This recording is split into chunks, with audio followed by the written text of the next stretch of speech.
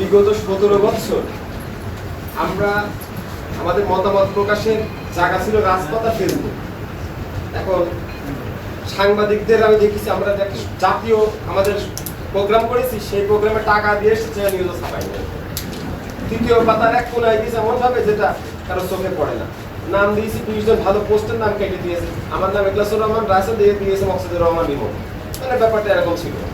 আরেকটা বিষয় জানতে চাচ্ছি আমার যারা সাংবাদিক বৃন্দ তাদের কাছে, পুলিশ অপরাধ করলে দেখি শাস্তি হয়, আর আমরা রাজনীতিবিদ যেহেতু আমাদের মামুর বাড়ি, তো জেলে যায় আসি, এটা আমাদের কাছে একদম একবারে তুচ্ছ বিষয় হয়ে দাঁড়িয়েছে।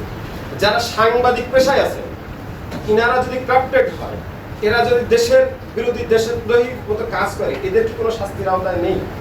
অবশ্যই আছে।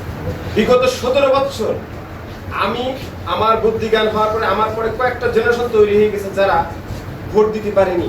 স্বৈরাচার কুকুর শুয়ে আছে রাস্তাঘাটের আছে ইয়েতে ভোট সেন্টারে, আর সাংবাদিক আমাদের জীবননগরের আমি নাম বলতে চাচ্ছি না, সাংবাদিক আছেন তিনারা দেখি ভিডিও সামনে বলছেন স্বতঃস্ফূর্ত ভোট হচ্ছে, জনগণ ভোট দিচ্ছে নির্বিচ্ছিন্নভাবে। এই যে এই কথাগুলা, এবং আমরা যখন ফ্যাসিবাদ বিরোধী আন্দোলন করেছি এই ভোট রাজপথে, কিছু সাংবাদিক আছে প্রশাসনের সাথে এমন ভাবে দালালি করেছে আমাদের বিরুদ্ধে নাম দিয়ে এসেছে, এদের জন্য জীবননগর শেষ জ্বালাও পোড়াও হয়ে গেছে।